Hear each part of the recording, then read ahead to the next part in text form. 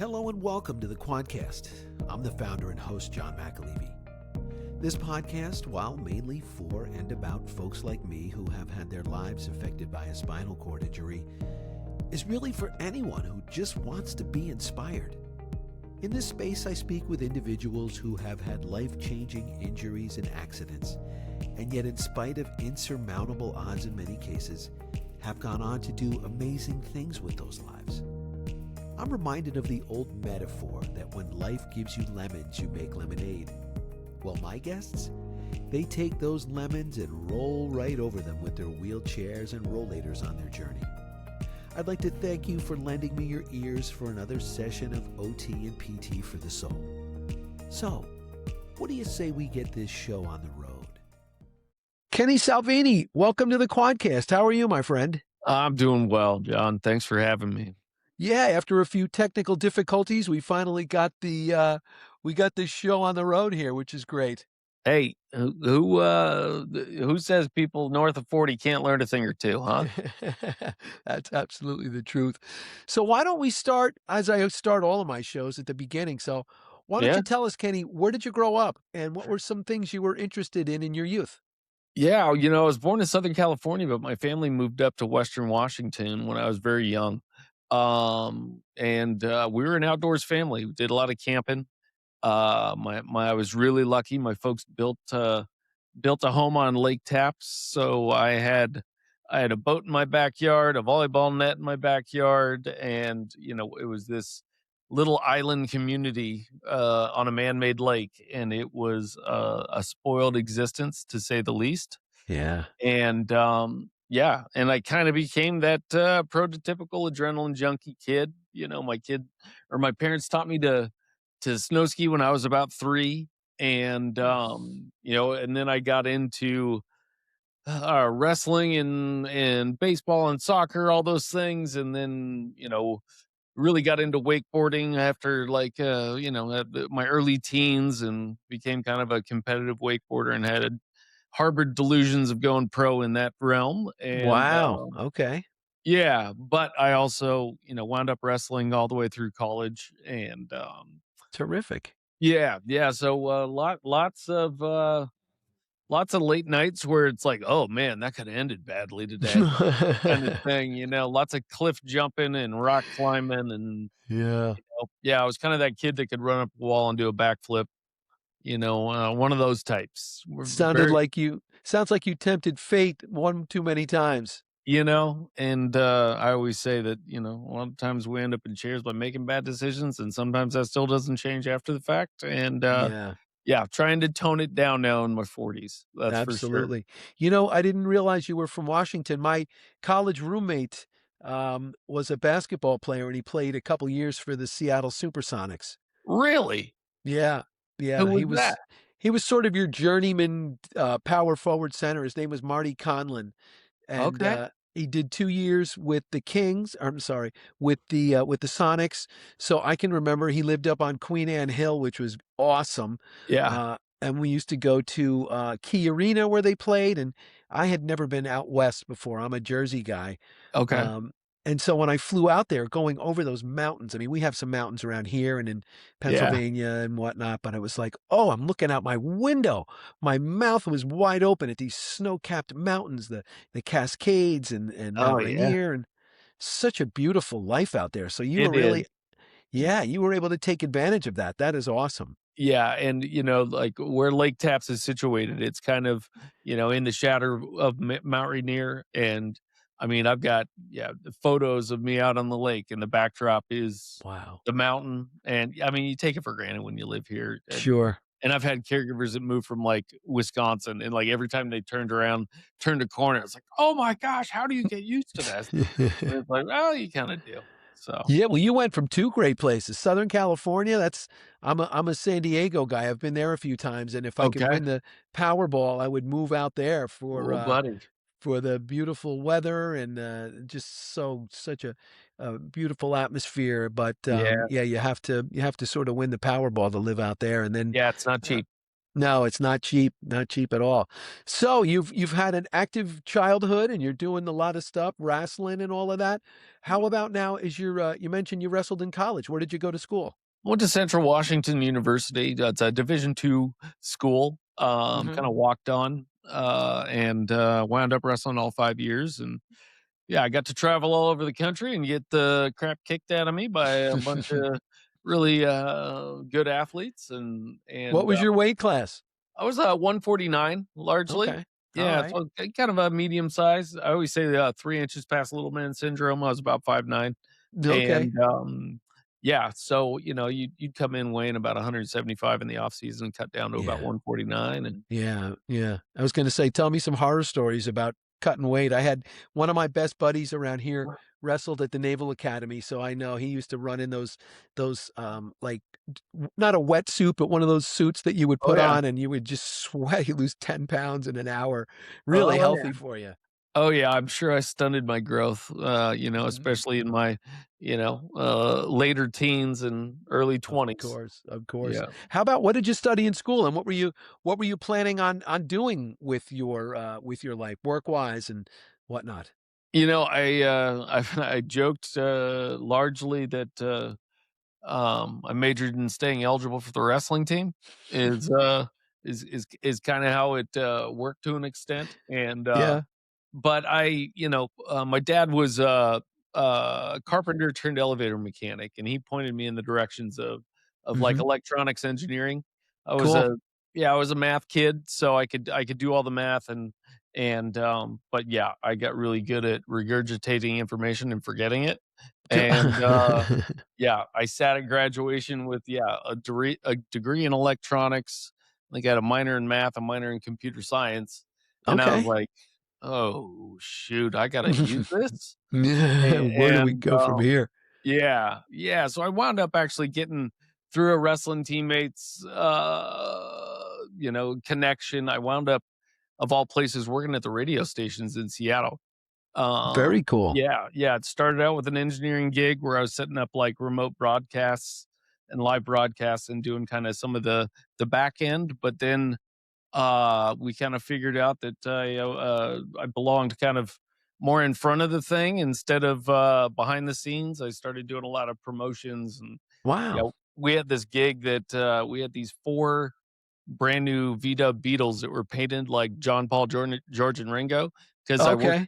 I worked for the oldies station back in the day. And yeah, so we drove these Beetles all over Western Washington to parades and Uh, fairs. And yeah, and it was at some of those events that the advertising people uh kind of got a hook in me, and they're like, you should try to do sales and advertising. And so cool. I yeah, I had interviewed for the job, and I was supposed to start that job, but like a week after, life had other plans, right? Yeah. I have to tell you, it's funny. You and I sort of had similar journeys in a way. I was a communications major, and for me, the I always wanted to be on television. I wanted to do sports TV, and ESPN Okay. for me back in Yep. the early mid to late '80s was the holy grail. And so Oh, I had yeah. actually interviewed for a job with ESPN about a month before I had my accident, and then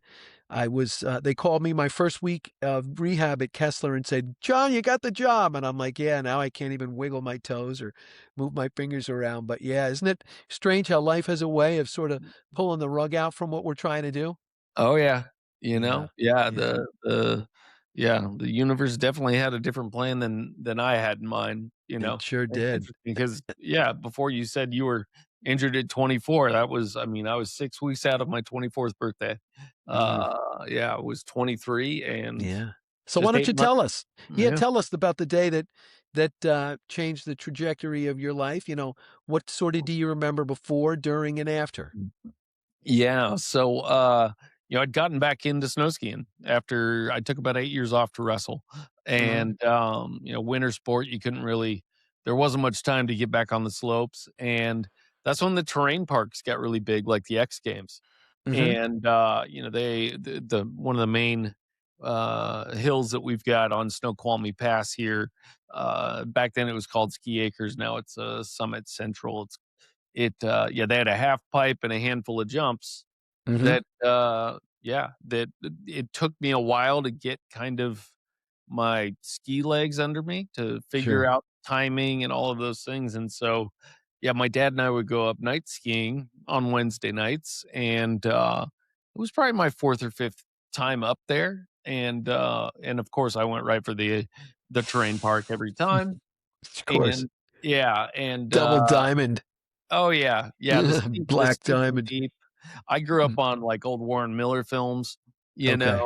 and all like, yeah, the steeper the better and the wilder the better, and, but Mhm. yeah, the fateful night of February 11th, 2004 was, yeah, we're actually on a different hill that had, slightly, a couple of better runs, but then the chairlift broke, and it's like, "Well, let's go across the way," and it was the first run down that night, and, That damn chairlift. yep, it's, yeah, the universe funneled me in that direction, and I hit the jump, and I'd finally gotten my timing back, but, yeah, before, I wasn't able to clear kind of these tabletop jumps. They were built really wide, and so Mhm. I hit it with the same amount of speed, and it launched me. I overshot the landing by about 60 feet, fell about 40 feet onto my head. Oh god. Yeah, so, I jumped, I dislocated at C3-4, which caused the majority of the damage. And then I broke like T4, T7, and my right femur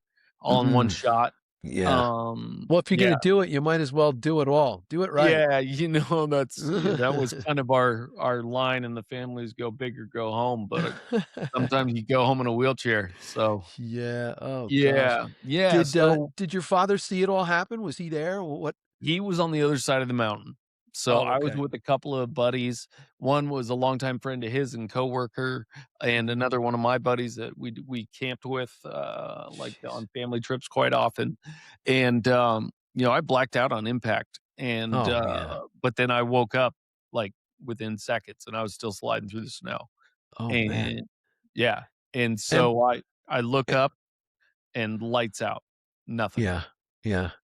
Yeah, Unbelievable. And what do you remember, like, when I ask people, they say, "Oh, I felt a burning sensation." I don't know about you, but I was just completely numb. I felt yeah, nothing, numbness, yeah. Yeah, right? I remember looking up and it was like an out of body experience. Yeah. I look up and there's like I I've got vivid memories of it. It's like I see all my ski clothes, my boots, everything, and it's like, that's not my body. Mm, And, yeah, and there was a dull ache in the back of my neck because it was like okay. it didn't really hurt. Mhm. Yeah, it like because I dislocated and of course I didn't understand the nature of the spinal cord injuries and levels and things, and so my Yeah. assumption was that I broke my back. I had no idea that, you know, 3 Yep. vertebrae down, I was still moving my head, so who knows what damage I was causing at the time. I know, I know. Yeah, and, Same thing, yeah. yeah, and I W remember the ski patrol got to me, and they're like, "Can you squeeze my fingers?" I'm like, "What effing fingers are you" like, I have no idea, like, yeah, it was just lights out, and then they Yeah. put me on a sled, took me down, and then that's when my dad finally saw me at the ambulance, and Mhm. that's the story that we always tell is that's how he knew it was bad. They went to pull my right boot off, and my whole leg flopped just grotesquely because the right Mm. femur was broke, and my dad had to hold my leg while they Ugh, pulled it off, and jeez. when he looked up and I didn't flinch, he's like, "That's not good." I Yeah. could have been Oh, screaming. wow. And then a whole new world began for you right then and there at the bottom of that hill. And so did um did you have surgery? What did your doctors tell you initially what the story was? And how Yeah. did that all sort of compute with you? Yeah, they, medevaced me to Harborview Medical Center, which is the level 1 trauma center in Washington, and, yeah, I mean, they did surgery on my neck, they fused me at C3-4, and then it's pretty spotty, naturally. After Mhm. that, they start drugging you, and then I was Of intubated. course. Yeah, intubated, because my diaphragm was shutting down at C3-4 and Mhm. wound up on a ventilator, so I was trached and, Wow. Yeah, and that's we talk about that a lot with, newly injured folks is the doctors asked where I was going when it was when I was still in the ICU, and we're trying to figure out which rehab and stuff, and my yeah, they asked my folks, "Where's he going after this?" And my folks said, "Home," and they're like, Yeah. "Oh, they don't go home." Yeah. And, my parents were like, "Watch us."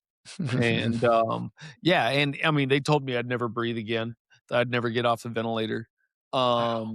Yeah, and Mm. it took a good 2 solid months to wean off, but, and that's what I always tell people, what I didn't regain in function visibly, because 'cause I'm still basically, I got shrug, I got Mhm. nothing from the collarbones down, but I always say, I got my lung capacity enough. I've got a strong voice, and to get off the ventilator, I mean, Oh, that was huge. yeah, I always say I wouldn't wish that on my worst enemy, and, but now I Yeah. got buddies that live on ventilators full time, and it doesn't even bother them, and it should Yeah. yeah. Kenny, that's one thing I always say to people because I work today. I'm the peer mentoring coordinator at Kessler Institute for Rehabilitation up here in Jersey, where Okay. Christopher Reeve did his rehab, and Oh, I wow. I go around to all the rooms and I see the folks that are on the ventilators, and I just think I don't know if I could do that. That would be Oh, something that would take me a long time to wrap my brain around because yeah, that is something that, thank goodness, I don't have to face right yeah, now. And they're strong people, man. I tell you, yeah, really, really strong people. So, how about you're in therapy now?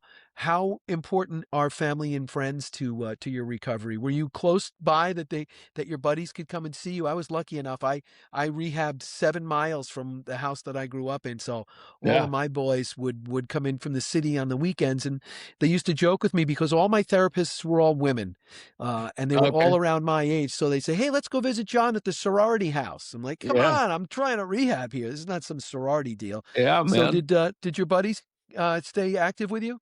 I did. I had a good solid cohort that stuck with me, and I did rehab. Yeah, probably, relatively the same distance from my home as well. Yeah.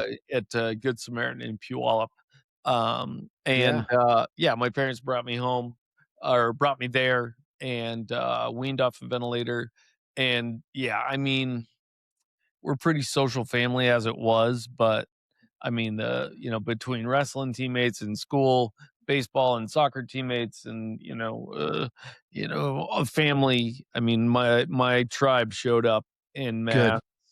Like they had to open up a whole different waiting room for people when I was in the emergency room and ICU and stuff. And I love that. Yeah. yeah, so that's the other thing too. That's like, yeah, what I didn't get in some ways, I was blessed with a massive tribe of support. So Yeah, you yeah, need it.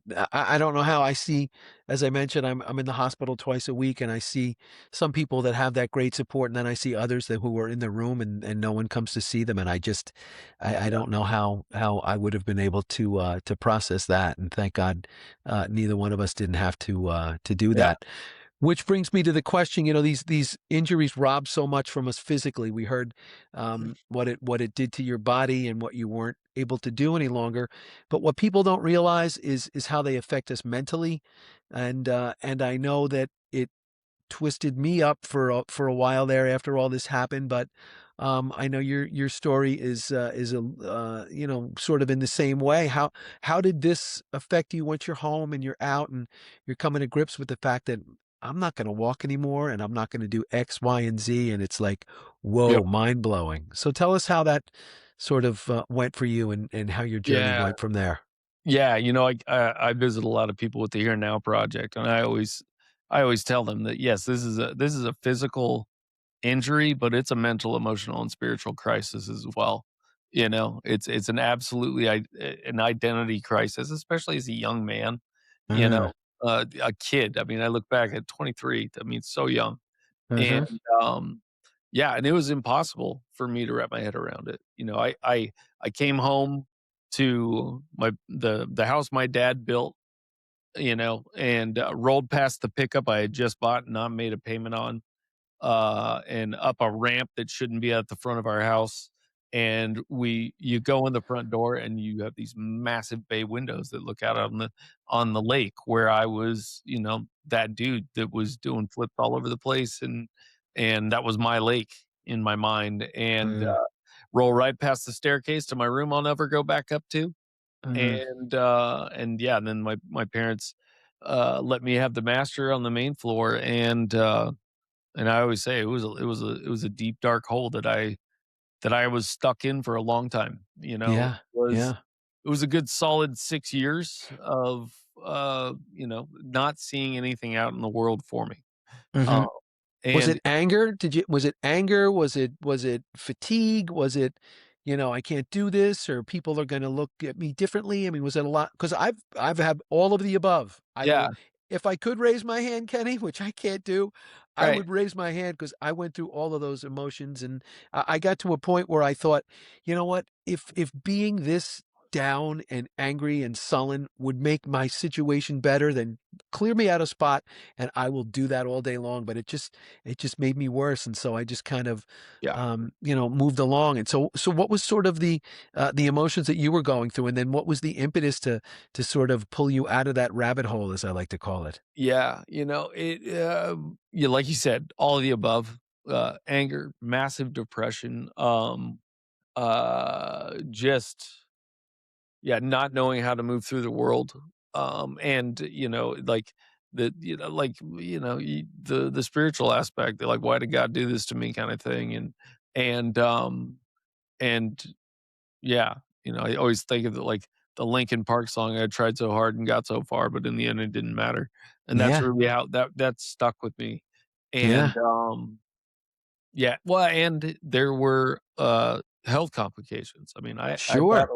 I battled pressure sores, uh, double ischial pressure sores within 6 months after getting home. That they Jeez. they kept me in bed for a year. They were stage 4. Oh, And wow. then, like, 4 years later, I got one that kept me in bed for close to 2.5 years. Good And grief. yeah, and that'll break you'll wanna be in a shut-in, and like you said, Ugh. like, at some point, you cry until you can't cry anymore, you know? Mhm. And I chased therapies, I chased waiting on the cure because that's what they told me. They're like, "Hey, if any time's a good time to be paralyzed, the cure's only 5 years away."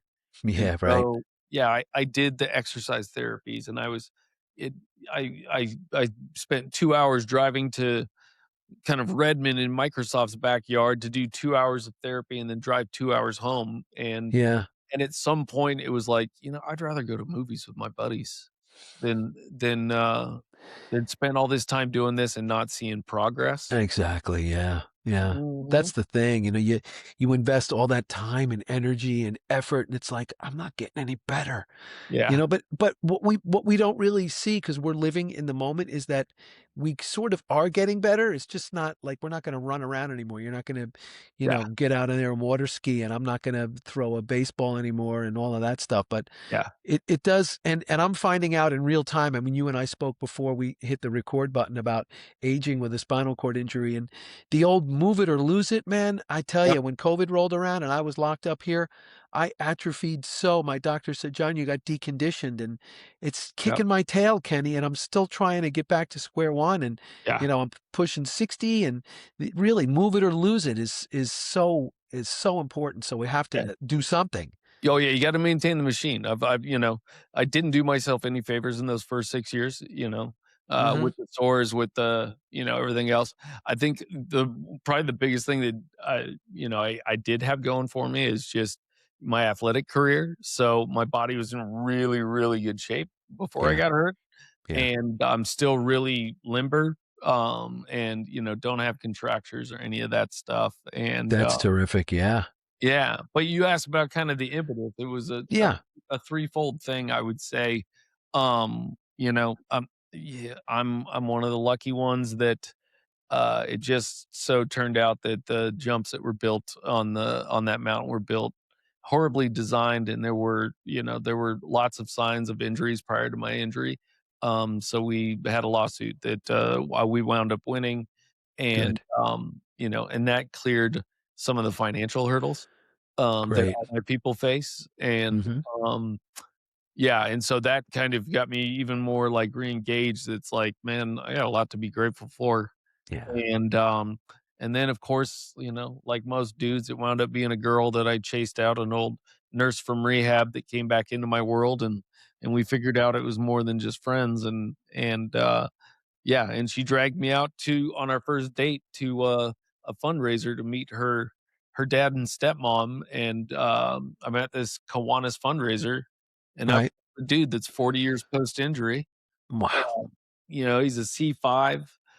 We start talking. He was hurt in 1970 and car accident. His girlfriend was 17, he was 19. They got married and just went out and lived their life because nobody told them they couldn't, right? That's amazing. Yeah, and then we got to talking. He's like, "What do you do for fun?" I'm like, "Nothing. I'm sitting at home with a pressure sore."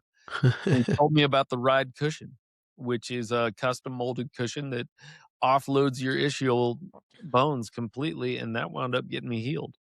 And that, it was the all 3 of those things kind of converged within a year, and that was kind of the light bulb moment that's like, "Oh, my chair's not dangerous anymore, Right. for me to be in, and I can chase this girl around, and I might wanna, learn a thing or 2 from other wheelers." Kinda thing, and yeah, and that started a very long journey of me trying, working my way back out, Yeah. and, yeah, and it was a very clunky execution, Mhm. and, yeah, there But was it a w lot more ups and downs, and yeah. Well, that sounds like that three-pronged attack. That was awesome. I guess yeah, the best part of that was that you had found a girl. I can't tell you how many of my PTs and OTs I threw myself at for all of these years.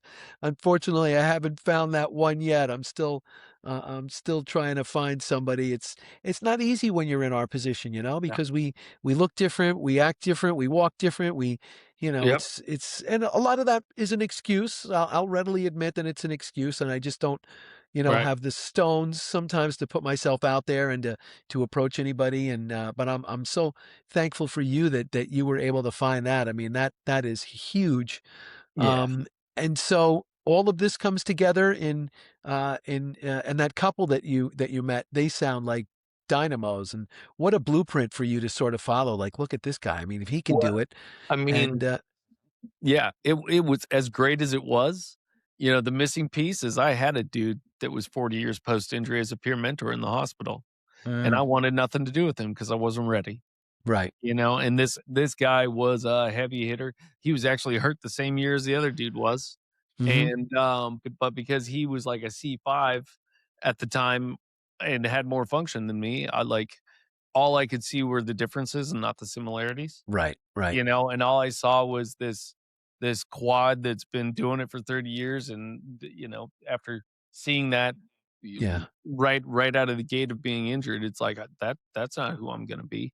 Yeah. And, yeah, You so kind of Kenny, I run into that when I go into rooms and I yeah. walk in the room. I use a rollator now. I used to not use anything, but now I'm using one of those rollators, which I despise and I hate it. Being a guy, we don't want to have anything. Oh, And yeah. I do have an amazing service dog that I bring with me. I got him from Canine Companions, and he's the best. Nice. So he comes with me, but sometimes when I walk into the room, it gives the person in the bed, like, not false hopes or whatever, but they're like, "Can you send somebody in that I'm not gonna walk? Can you send somebody in here?" And I'm like, "Hey, man, I got an injury too. I'm not doing this to throw it in your face. I'm a C3-4. It's just these accidents are all different, and also, Yep. that's sort of what we run into." And so let's move the ball a little bit forward. The Here and Now project was founded in 2013. So how did it come about, and what is your main mission? Because it's amazing. Well, yeah, thank you. Yeah, our mission is to connect and empower the people with spinal cord injuries and mobility disabilities in the Northwest. And, yeah, it was not long after I met and connected with that first couple. I met another guy that was a high quad like myself, and yeah, it was kind of these organic connections, and it's yeah, he's one of my best friends and board members now. His name's Todd Stobbelfelt, and he Uh-huh. was paralyzed by a gunshot at 8 years old when him and his cousin were playing with guns. And Wow. yeah, and this was in the 80s, and Wow. yeah, that guy had to, you know, go through a lot.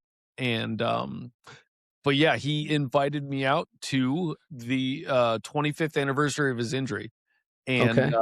yeah, and he just had a big wedding tent at his kind of compound where him and his family and his grandparents lived. And the couple that I had met earlier came, and there Mhm. were 4 other quads, and there were 7 of us sitting under a tent, telling different versions of the same story. Yeah. And yeah, and I had gotten, kind of by way of that first gal, I'd gotten kind of plugged into the 12-step community because we dealt with some drug addiction. Mhm. And but yeah, as I sat there in this circle of 7 individuals, it felt Mhm. like a 12-step meeting where it's just, to use their parlance, they call it experience, strength, and hope, that you share between one another because you've all been down similar paths. And I was like, wow, this is seems like something that should be replicable. And Mhm. yeah, and one of the other guys that's also one of my other best friends, his name's Ian Mackay, and he when I rolled up to this guy, that he had dreadlocks down to mid chest. He was a San Diego dude, Southern California guy, injured in a mountain bike accident, being an Yeah. adrenaline junkie, and he's a C2, sleeps on a ventilator. Wow. And, and that really forced perspective as well. That's like, "Oh, this dude sleeps on a vent and doesn't even care." And It's funny, Kenny. mm, Truth be told, I was able to get your name and contact information from Ian Reuter at New Mobility, and okay. he also sent me Ian's as well. So, Oh, yeah. For all the Quadcast listeners, Ian's going to be my next guest. I'm having him on. I think I'm going to talk to him on the 23rd. So, That's yeah, all. I'm looking forward to getting both of my West Coast friends on here. And so, Yeah. yeah, so it sort of came together in that first night. You guys kicked some ideas around, and then Yep. to actually put this whole project together took, I'm sure, a lot of heavy lifting, not only on your part but others to get it off the ground. It did, it started as barbecues in each other's backyard. So we did Todd's, house in 2012, and then, we did my house because I just bought a new place in Hmm. 2013. And then, yeah, I'd had the idea, the name of the Here and Now project, just because everybody was so focused on the cure and nobody was focused on today. Hmm. And, yeah, and then I found a website called ihadcancer.com that was just a Google map that was searchable by age, location, diagnosis, relationship, and Hmm. I'm like, "Well, why can't I have that?" And, Mm. so you can see the Washington map behind me on the wall. Yeah. I brought that, to a Spinal Cord Injury Association of Washington event that was, a nonprofit that got started by a personal injury lawyer, and, they did a walk and roll every year. And Okay. so I made a bunch of T-shirts with our logo on it and kind of our slogan that's, "Do life" on the front. And popped up a tent and brought a prize wheel, and I put that map on an easel, and I said, "Give me," every wheeler that came by, I said, "What," "let me know who you are, where you are, what you're up to, what's your level of injury." And yeah, and my mom would go up to the University of Washington when I was a shut-in. They have a spinal cord injury forum that's awesome. Hmm. Used to be one of the model systems here on the West Coast, and but she would see nothing but manual chair users, and so it was like, well, why Yeah. go if there's no one like Kenny out there? But then my nurses would come attach my wound back, and they'd be like, well, we got 9 in this county, and so I started showing up to everything. Hmm. It's like, well, if you don't see me there, then you won't know I'm out there, kind of Yeah. thing. Yep. And, yeah, just kept chasing people. And then 2014 is when we kinda launched our real first event, and it was just, gosh, like, 2 months after we lost Dan, that first quad that I actually connected with. Oh, I'm sorry. But, yeah, we were kinda in him and his wife's backyard, and there were 27 of us Wow. in this barn, Hmm. from C1 all the way down to T11. I Hmm. think it was 13 months injury, post-injury to 44. years post-injury, and Mhm. we added it all up, and it was 355 years of spinal cord injuries under one roof. Wow. And, That's unbelievable. yeah, And I'm and sure a lot of the stories you kicked around were the same as you mentioned before, yeah, because, our injuries might be very dissimilar, but all yeah, of the problems we're left with are pretty much the same because the body yeah. works a certain way. And in our cases, it doesn't work the same. Right, right. Well, and, you get to, glean all the wisdom of people's hard-earned lessons without having to suffer the setbacks. And it Absolutely. yeah, it becomes kind of that rising tide that lifts all boats, Without question. yeah, and I found, an African proverb that we put in our care journals that now we bring to the newly injured, and it just says, Mhm. "If you wanna go fast, go alone. If you wanna go far, go together." Oh, I And, love that. yeah, yeah, so now it's grown from, the 7 of us that were under that tent, we've chased down a good 800 or so folks in Washington. Yeah, That's Ian unbelievable. actually had started a support meeting even before I met him out in Mhm. his neck of the woods out on the peninsula, and Mhm. so we just started carbon copying that, and, we started one in my backyard and then one close to Todd's house, and, the next thing flash forward to today, I think we're up to 15 or 16 meetings, virtually and in person.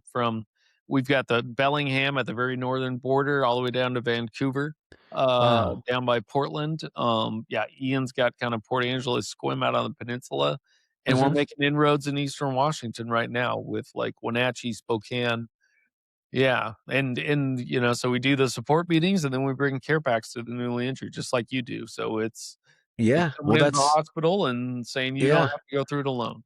I wanted Yeah. to get into some of the things you're doing, but I do want to point out that I went on your website, which is terrific, and I saw on your board of directors that the director of outreach and operations, her last name is Salvini. So, Yes. yeah, tell us first of all, how proud are you of her, and is it great working with your wife and having her a part of this journey? She wandered into my life about 2014, not Okay, long after we had started the Here and Now project. That first relationship didn't make it very long, and, yeah, this girl wanders into my world, for a interview, for a caregiver, and, she's an occupational therapy assistant student okay, yep. I had spoken at the school a couple times, and I sent the professor a message like, "Hey, send me some prospects." And apparently, she thought something might happen when she sent this one down, and, yeah, lo and behold, yeah, it was about 3 months later after she'd been working with me that she puts me to bed one night, and she's, "I have a secret. If you weren't my boss, I might wanna date you." And so I emailed her the next morning. I said, "So you're fired? Is that how this works?" And, yeah, that You're was 12 years fired. ago. Get your stuff out of here. Now Yep. that's great. Oh, Yeah, that was wow. 12 years ago, and she has been, my right-hand woman that, yeah, so now we've just kinda transitioned in the last couple of years now that, here now starting to take off and starting to get grants and stuff so that, Yeah. went from a all volunteer position to now, she and I are getting paid, and we have a small staff as well, and yeah, Good, as well you should. yeah, and I purposely made her take that, role of director of outreach and operations because I basically, she's the one running this joint, let's be honest. Of course. Yep. You're just the pretty face out in I'm just front, the Kenny. talking head, man. I'm just the guy that blows smoke, and Come she's the one that on. remembers all the details and keeps me in line, and, Yeah, the wizard behind the curtain pulling all the strings, for absolutely. sure. Tell us some of the events and fundraisers that you guys sponsor for the community and how they can, and then also I want you to, for my listeners that are out on the left coast, how they can find out more about your project and better yet, as you like to say, become a member of your tribe. Yeah. Yeah, so, it's organically grown, from the support meetings and the, care packs, but yeah, that one kind of meetup that we did in the barn has just kind of expanded over the years, and now it's a 2-day event, every year that, yeah, kind of the first day we've kept it largely private, where it's just people with spinal cord injuries, other mobility disabilities, and their families. to Mhm. kind of have a safe space to connect, and we have breakout meetings on dating and travel and you name it, adaptive clothing. We're actually doing our first car show this this May to show off some adaptive vehicles, and we've got a adapted motorhome that we're gonna kind of let people take a look at as well. Sweet. And then the second day, that's when we bring in as many resources as possible. Because I want people to see the things that I didn't know were out there at the time.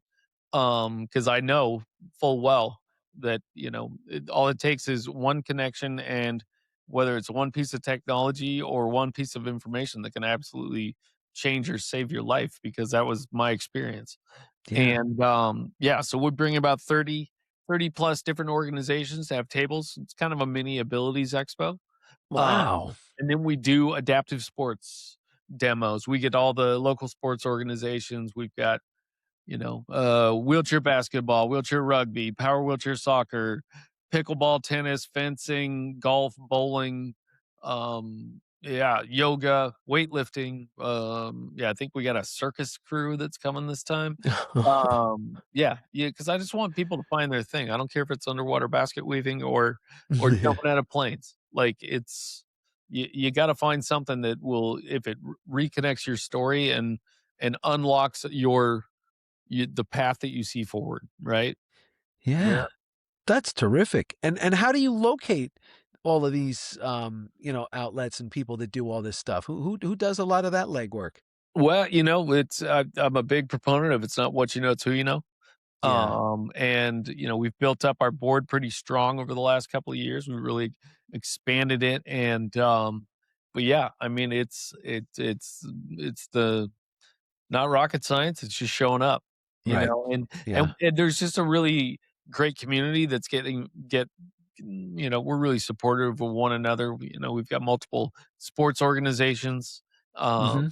and uh, and we're making really good inroads with the hospitals now to Yeah. kind of network.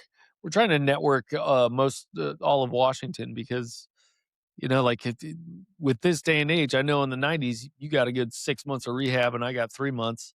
And That's right. now I'm visiting people that are getting days and weeks. I'll not. I meet a C1 quad that's probably vent dependent for the rest of his life, but he only got 4 weeks in rehab, and they can send you home to a skilled nursing facility to try to wean off a ventilator. And yeah, for me, It's it's Kenny, tragic. it's stunning. It's stunning. Yeah, Like you said, I was at Kessler for about 5 months, almost five and yeah, a half months. yeah, And if people now get 5 weeks, that is an eternity. I don't yeah, know how they're sending them home. I mean, these families all walk around in the hallways, and everybody, and you can attest to this, being in this game for a number of years now. Everybody sort of has that same look on their face, like, all right, can somebody please get the license plate of the train that just destroyed our world? yeah, And they're looking around thinking, how am I going to take this person home? And what are we going to do? Where are they going to go? I mean, oh my yeah. gosh. So I yeah, always that's tell them when I visit people, I'm like, I know the family's drinking from a fire hose right now. And yeah, I remember when visiting one individual that, like, yeah, the family was white as a ghost as they were getting trained on how to use a ceiling Hoyer with a ventilator circuit, and Yeah, because he was going home, like, right. 4 weeks to the day of his injury. And Yeah, it's like, yeah, so, like, what we're seeing is it's like you might get hurt in Bellingham, Washington, but your home might be in Spokane. right. And it's like, what good is a peer mentor in Bellingham Yep. if you're going home somewhere else? And so we're making lots of inroads with our peer support program that's really starting to kind of grow organically as well. What is your website for folks out there that want to learn more about it? Yeah, it's just hereandnowproject.org. Okay. Yeah, you And can find us on all the social media stuff as well. mhm. Kenny, And do you work in conjunction? I'm sorry to interrupt you. Do no, you no, no, you're do you fine. work in conjunction with any other, um, you know, outfits like yours? I'm here on the East Coast, and Yep. I haven't done my research to see. I'm sure they have something equivalent to that maybe around here. Do you work with any folks out here or in the Midwest and down south, that type of Yeah. thing? Well, yeah, we were a longtime chapter of United Spinal, we're connected with a lot of different outfits there. But we've actually formed a little more strategic alliance with a whole bunch of West Coast um, uh, spinal cord injury nonprofits that we're kind of calling the Spinal Cord Injury Alliance, really grassroots kind of Okay. organizations. It's Oregon Spinal Cord Injury Connection. It's NorCal SCI, Triumph Foundation, Yep. Spinal Network. Actually, we're going to be leaving in 2 weeks. We're going to the Abilities Expo in Long Beach Uh-huh. with the Alliance, and so there's going to be a handful of nonprofits kind of right across the aisle from Triumph Foundation, and Andrew's got a pretty awesome contingent down there that yeah, That's we're just gonna great. go hang out, and it's been a great opportunity to kind of share ideas and strategies with other nonprofit leaders. It's great. Yeah, yeah, The community needs it. The community really needs it. There's stuff that's out there, and a lot of yeah, times people can't find it, and yep. to have something like this at their fingertips is terrific. How about last two from me, Kenny? Mhm. Um, well, three, excuse me. If you could go back right now and speak to the newly injured Kenny Salvini over those 6 years that you sort of checked out for a while there, what sort of words of wisdom would you share with him to maybe bring him out of that self? You kind of hid yourself away for a while to get you out of that sooner. You know, I think about that a lot, and I don't know that there's a thing I could have said, John. And Maybe you just had to go through it. That was the yeah, way it was. the path is the path, and I think about that a lot because it's like, yeah, even if I rolled in and told this kid, you're like, dude, you're gonna be just fine. Here's a picture of your wife. Here's a picture of your 5-year-old daughter. Here's the life you're gonna have. He didn't want it. He wanted the body that could run up a wall and do a backflip. He wanted the girlfriend he had at the time. He wanted his truck. He wanted his life, Yeah. right? And until I mourned those to the Hmm. best of my ability, and I don't know that you know it's hard for me to I don't say, oh, I wouldn't change a thing, but looking at my kid, it's hard to imagine a different path of getting there. you Sure. know Sometimes, as they say, the only way is through. yes, You sir. you got to go through it. So, how about now, personally and family wise? What is next for you? And also the project. Do you have any fun events coming up? Yeah, we got our 5K for today. That's the other event that we do. We started that during the pandemic. It was like, well, we can't get together, so we started shipping bibs and swag all over the state and all over the country to see how many people we could get out walking and rolling. And yeah, and so we're on to our 7th event. That's going to be in August. Wow. Yeah, and then our annual meetup is going to be in May this year, and Uh-huh.